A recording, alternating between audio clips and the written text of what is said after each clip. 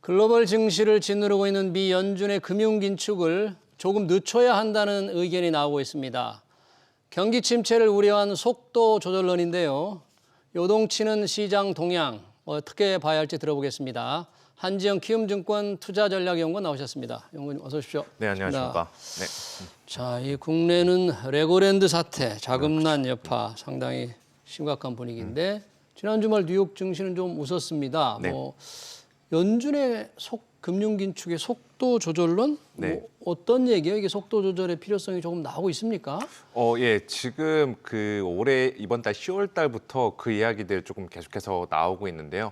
지금 연준은 지금 3회 연속 자이언트 스텝 75bp 인상을 단행했고 예. 또 11월 초에 예정된 11월 FOMC에서도 75bp 인상을 단행했습니다. 예. 할 것으로 예상이 되고 있습니다. 예. 근데 이게 예전에 연준의 긴축 사이클에 비교해 봤을 때 예. 어떻게 보면 말도 안 되는 속도로 금리 인상을 단행하는 거거든요. 예. 그리고 지금 이제 올해 3월부터 금리 인상을 시작했으니까 예. 현재 곳곳에서 그 연준의 긴축에 대한 부작용들이 나오고 있습니다. 대표적으로 글로벌 달러화 초강세.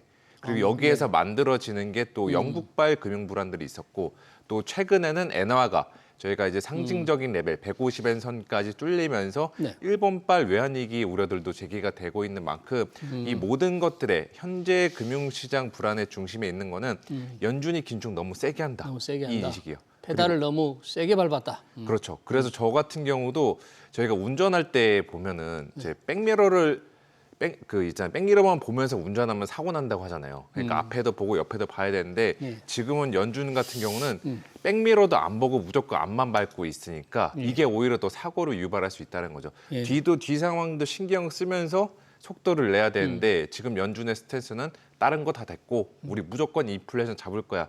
이렇게만 시장에 시그널을 보내고 있으니까 연준을 제외한 다른 나라 중앙은행 혹은 시장 참여자 아니면 뭐 유엔이나 IMF 금융기관들이 저희가 이제 그 오징어 게임에서 오일남 할아버지처럼 이러다 다 죽어 이런 식으로 계속 목소리를 내고 있고 네. 최근 들어서 이렇게 금융시장의 불안들이 심각해지다 보니까 연준 내부적으로도 지금 조금씩 생각을 바꾸고 있는 것 같아요. 야, 우리가 지금 너무 세게 밟았다.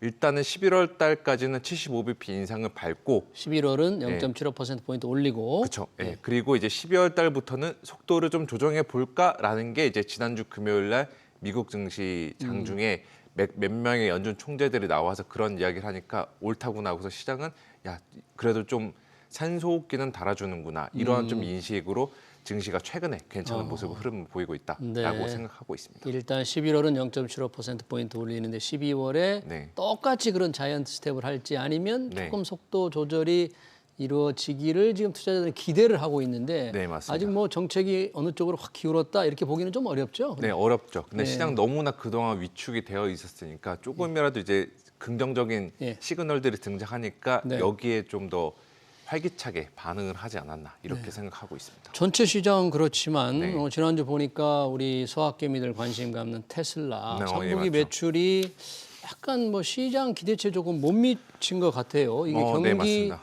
침체의 어떤 이런 영향이 본격적으로 나타나는 겁니까? 어떻습니까? 예, 나타나기 시작한다라고 보시면 될 것 같고요. 그래서 그냥 지금 뭐 한국도 그렇고 미국도 그렇고 유로존도 마찬가지로 아직까지는 플러스 성장 전망이 계속 유지가 되어 있어요. 그런데 그 제가 여기서 말씀드리고 싶은 거는 중앙은행의 긴축을 단행했을 때 그게 실물 경제에 미치는 시차, 효과가 나타나기까지는 한 6개월 이상 걸립니다.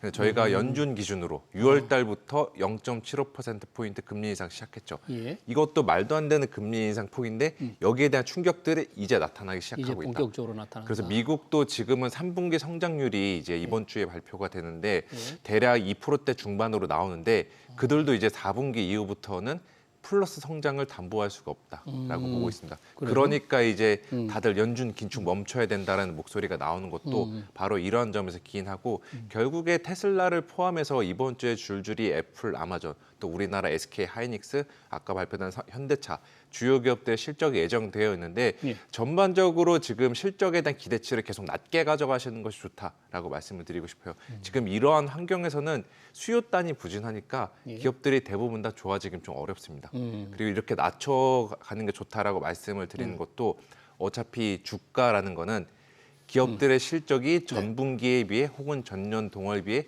좋아졌냐, 나빠졌냐 이거보다는 우리가 기대했던 거에 비해서 좋아졌냐, 나빠졌냐 여기에 더 주가가 반응을 하거든요. 예. 제가 그래서 이번 실적 시즌, 3분기 실적 시즌 같은 경우도 결국에는 기대치를 낮게 가져가시는 게 오히려 임할 때 조금 편안하지 않을까 이 말씀을 드릴게요. 그렇군요.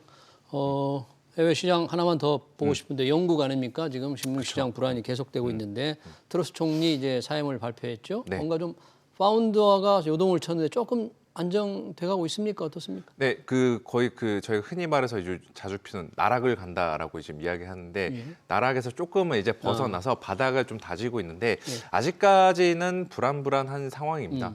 왜냐하면은 지금 총리 퇴진하고 재무장관도 교체되면서 이제 그동안 9월달에 그들이 제시했던 450억 파운드의 감세안이 사실상 이제 폐지 수순을 밟는 것은 맞는데 이제 차기 정부가 과연 어떠한 재정 정책 변화를 들고 나올지 여기에 대한 불확실성도 아직 있고 또 영국 내에서 지금 지표들이나 또 인플레이션이 생각보다 높습니다. 그 지표들은 많이 망가지고 있고 결국엔 이제 본질적인 문제들이 아직 남아 있다라는 측면에서 파운드와 여기서 추가 약세를 보일 가능성은 없겠지만 그렇다고 이제 막 8월, 7월 수준으로 정상화되기에는 시간이 조금 필요하지 않나. 그리고 이게 어떻게 보면은 글로벌 달러화 강세를 계속 유지시켜주게 만드는 하나의 요인이 되지 않을까 이렇게 전망을 하고 있습니다. 네.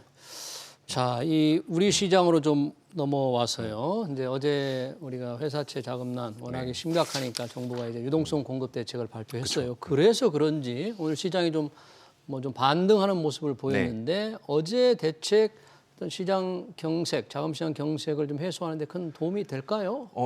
일단 단기적으로 급한 불은 끄는 데 도움이 되는 것 같아요. 그리고 일각에서는 이제 지금의 문제가 레고랜드발 미상환 사태로 인해서 PF, ABCP 이 시장에 이제 문제가 생겼기 때문인데 지금 예상되는 문제 규모가 수천억 대 규모로 돼요. 그런데 어제 정부에서 발표한 거는 이제 50조 원 플러스 알파니까 저희가 직관적으로 이거 먼저 생각해 볼 수 있죠. 아니 수천억 대 문제 생겼는데 여기에 50조 원을 태워? 뭐 더 큰 문제가 있는 거 아니야? 이런 생각을 해볼 수가 있는데 좀 정부에서도 지금 하려는 거는 연준의 긴축도 그렇고 한은의 긴축도 그렇고 금리가 올라가는 과정에서 신용시장도 타이트해지고 중간중간에 문제가 생길 수밖에 없습니다. 그런데 이 문제가 생기는 거는 정부 입장에서 용인은 하되 관리 가능한 문제로 다루려고 하거든요. 그런데 지금 레고랜드 발로 인해서 저희가 예상했던 범위 수준의 문제들이 생겨버리다 보니까 최소한 이것만 차단하기 위해서라도 이제 심리가 너무 불안해지는 거. 저희가 흔히 말해 이제 자기 실현적인 예언이라고 있잖아요. 시장 참여자들이 많은 사람들이 야 얘네 안 좋다며 얘네 안 좋다며 서로 다 동일한 생각을 하게 되면은 그게 현실로 일어나는 경우가 금융시장에서는 자주 있습니다. 정부가 이번에 이렇게 좀 나름의 고강도 큰 규모로 대책을 마련한 것도 이렇게 어떻게 보면은 시장 심리의 과도한 쏠림 현상, 부정적인 쏠림 현상을 차단하기 위해서라고 말씀을 드리고 싶고요. 어느 정도 소기의 성과를 달성할 것으로 생각을 하고 그래요? 있습니다. 오늘 시장의 반등도 조금 그 영향이 좀 있다고 그렇죠. 봐야 되겠죠. 뭐 건설주나 리츠나 은행 증권주 대표적으로 이번에 PF 사태로 인해서 피해를 봤던 종목과 업종들인데 여기도 이제 조금 오늘은 주가가 좀 복원을 하고 있는 모습입니다. 네. 뭐 일시적인 반등이 될지 조금 더 좋아질지는 좀 지켜봐야 될 것 같네요. 우리 아까 3분기 실적 발표 좀 잠깐 말씀을 해주셨는데 기대치를 조금 낮추라고 했잖아요. 네네. 우리 3분기 좀 주목되는 기업들 실적 어떻게 봐야 될까요? 아마 뭐 제일 주목하시는 부분 중 하나는 그거 아닐까 싶어요. 삼성전자랑 삼성전자. SK는 반도체 업종인데 여기도 지금은 본격적인 실적 턴어라운드는 내년도로 좀 기대를 해봐야 된다라고 말씀을 드리고 싶습니다. 그래서 이번 주에 SK하이닉스 실적이 발표돼 있는데 예정인데 뭐 그렇게 시장의 기대를 크게 충족하지는 못할 것 같아요. 또 최근에 이제 문제가 됐던 또 동학개미 분들이 가장 많이 들고 있었던 네이버, 카카오 역시도 뭐 그 정전 사태, 화재 사태와는 좀 별개로 전반적으로 이제 매출 성장이 둔화되는 국면에 아직 벗어나지 못하고 있는 만큼 플랫폼 업체들에 대한 기대감도 좀 낮춰가시는 게 좋다라고 볼 수 있고요. 그래도 전반적으로 기업들 실적 자체가 둔화되고 있는 국면 속에서도 나는 다르다. 나는 실적 성장한다 이런 업종들이 조금 있습니다. 그런 게 있어요? 대표적으로 이제 저희 요즘에 계속 체감하시는 예. 리오프닝 관련해서 리오프닝? 엔터, 여행 혹은 레저 관련주들, 카지노 관련주들 이쪽들은 지금 해외 입국객들도 원활히 들어오고 있고 또 내수에서도 지금 다들 나가면서 소비를 하고 있어서 리오프닝 쪽들은 실적이 3분기도 괜찮을 것 같고 4분기도 괜찮을 것 같다. 리오프닝 쪽들 한번 보셔도 좋지 않나라고 보고 있습니다. 네. 또 방산 같은 경우도 그렇고 2차 전지 같은 경우도 그렇고 여기도 지금 각 구간의 국방비 경쟁 또 그 친환경으로 이행하는 거에 대한 니즈들은 계속 있는 만큼 2차 전지와 방산주 같은 경우도 3분기 실적 시즌 다른 업종들에 비해서는 좀 나을 거다. 이 말씀을 드릴게요. 전반적으로 실적에 대한 기대치를 조금 낮출 필요가 있는데 그런 가운데에서도 그래도 선방하는 그런 부분, 네네. 뭐 2차 전지, 방산, 리오프닝 좀 말씀해 주셨네요. 네, 맞습니다.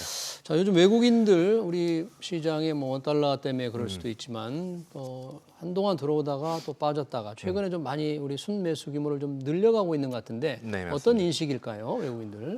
아직 뭐 한국 지표상이나 뭐 기업들 실적상 아까도 말씀드렸지만 좋아 보이는 건 별로 없죠. 대신에 저희가 그 흔히 주식시장에서 이런 이야기 하잖아요. 주가가 너무 비싸다는 게 악재고 주가가 너무 높다는 게 악재고 너무 낮다는 게 호재다라는 인식인데 예. 지금 외국인들 입장에서 봤을 때 한국 증시는 훨씬 더 많이 싸진 상태입니다. 그래서 지난번 방송에서도 한번 나와서 말씀을 드렸는데 예. 그때보다 좀 더 빠졌습니다. 코스피를 달러로 환산해서 계산을 하면은 지금 달러로 환산해서 예, 네. 1000대 1000선이에요. 1800, 1900선, 2000선 이하예요, 지금. 그만큼 외국인들 입장에서 봤을 때는 한국 증시는 훨씬 더 싸진 상태고 한국 증시 이제 밸류에이션 뭐 이야기를 안 드릴 수가 없는데 밸류에이션도 지금 보수적인 추정치, 보수적인 숫자, 확정 실적 기준으로 봤을 때도 거의 역사적인 저평가 밴드 하단에 들어가 있는 상황입니다. 전체적인 퍼 수준이 굉장히 지금 낮게 굉장히 되어 있는. 낮은 상황이니까 안 그래도 작년부터 외국인들 한국 증시 공격적으로 팔아가지고 한국 증시에 대한 비중을 많이 줄여놨는데 이제는 그들도 어느 정도 과거 평균 비중까지는 충분히 채워볼 만한 가격대, 가격 부담이 적은 레벨이라는 거죠. 그래서 외국인 순매수가 뭐 최근 들어서도 네. 뭐 13일 연속 순매수, 10일 연속 예. 순매수를 기록했던 것도 지금 바로 그러한 그 진입 매력에서 기인했다라고 볼 수가 있고요. 또 그 하나 또 지금 떠오르는 것 중 하나는 예. 그 하나의 또 대안적인 투자처가 될 수 있을 것 같아요. 어떤 중국에 대한 중국이나 홍콩에 중국? 대한. 예. 어, 그 이번에 중국 새로운 지도부 출범을 하고 나서 세간의 평가가 야 중국은 당분간 조금은 증시단에서는 재미없을 수가 있겠다. 아, 증시에서는? 왜냐하면 네. 그 1인 독재 체제로 가는 과정에서 이제 경제 발전보다는 오히려 예. 정치적인 쪽에 더 포커스를 맞추고 또 미국과의 대척 관계들도 더 세지는 만큼 예. 이제 외국인 입장에서도 중국에 대한 불확실성들 예전에는 좀 자본주의 색깔이 굉장히 짙었었는데 네. 지금은 그 색깔이 옅어지고 있다라는 게 외국인 입장에서는 어떻게 보면은 하나의 재앙 요인일 수 있잖아요. 그렇죠. 그렇게 되면은 오히려 한국 쪽에 동일한 플랫폼, 중국 플랫폼 업체에 들어가기보다는 한국 플랫폼 업체나 혹은 예. 중국 반도체나 2차 전지 업종에 들어가기보다는 대안으로 이렇게 생각을 해볼 수가 있다라는 거죠. 중국과 한국을 만약에 비교할 때 네. 이제 시진핑 1인 독재 체제로 중국에 대한 메리트가 조금 줄어드니까 대안으로 네, 나오는 그쵸. 그런 측면이 있다. 그리고 저희가 MSCI라고 패시브 이제 자금 예. 그 리밸런싱 뭐 이벤트 이야기할 때 이제 MSCI라는 벤치마크 지수가 있는데 그게 전 세계 글로벌 펀드들이 기준으로 삼는 지수입니다. 근데 이제 MSCI 신흥국 지수 내에서 예. 중국 비중이 지금 30%대로 가장 높고 예. 한국이 10%대 초중반인데 예. 그 이 MSCI 측에서 비중을 결정할 때 보면은 자본 자유화와 또 그 금융시장의 여건이 얼마나 원활한지 이런 것들을 따져서 비중을 결정하거든요. 근데 아직 이제 출범했기 때문에 어떻게 될지는 모르지만 만약에 중국이 1인 독재 체제로 갔을 때는 보다 예전보다 통제가 강해지면은 그들 입장에서도 이제 글로벌 펀드들의 자금들의 여건들을 고려해서 아마도 비중 조절도 한번 좀 고려해 보지 않을까 이렇게 생각하고 있습니다. 왜냐하면 지금 네. 그 연구원님 말씀이 상당히 주목되는 게 오늘만 해도 우리는 이제 정부의 이 자금시장 안정대책의 네네. 영향으로도 볼 수 있지만 좀 올랐잖아요. 네네.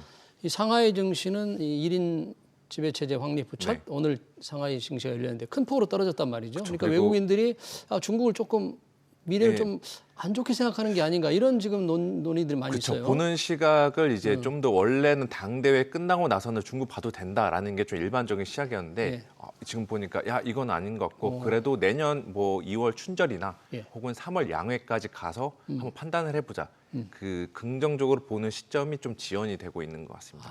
그랬을 때는 이 기간만이라도 그들 입장에서는 항상 어디선가 수익을 내고 비중을 늘려가야 되는데 저는 그게 뭐 한국이 될 수 있고 아니면 요즘에 조금 핫한 투자처로 떠오르는 예. 일본이 될 수가 있고 일본이 요즘 상당히 투자로 많이 곽광을 받습니까? 예, 그런 식으로 해서 다른 나라들로 오히려 중국으로 들어간 자금의 일부는 가지 않을까. 전 이 생각도 요즘 주말 중에 좀 고민을 해봤습니다. 예, 이번 당대에서 시장 경제를 비교적 조금 생각하는 이 공산주의 청년단, 공청단 세력들이 다 이게 퇴진했거든요. 네네, 맞습니다. 그러면서 말씀하신 대로 규제가 더 강화될 거다. 그러니까 네. 투자자들 혹시 고개를 돌리지 않을까? 그게 오늘 좀 시장에 나타나고 있지 않나. 그렇죠. 특히나 그 중국 상해 증시도 그런데 홍콩 항생 지수는 지금 거의 6%대, 5%대 이렇게 급락하고 있어요. 거기 주가는 지금 2008년도 금융위기 수준으로 내려온 상황이에요. 그러네요. 그러니까 여기도 홍콩도 역시나 그렇게 빠진 것도 예. 중국 새로운 지배 체제 그 지도부 등장에 따른 정책적인 불확실성들이 고스란히 좀 전해지고 있는 것이 아닌가 이 판단을 하고 있습니다. 네, 이 항생징수의 급락이 중국의 시진핑 당대의 결과를 좀 반영하고 있지 않나 그런 분석이었습니다. 네, 주간 증시 전망 잘 들었습니다. 지금까지 키움증권 한지영 투자전략연구원이었습니다. 연구원님 고맙습니다. 네.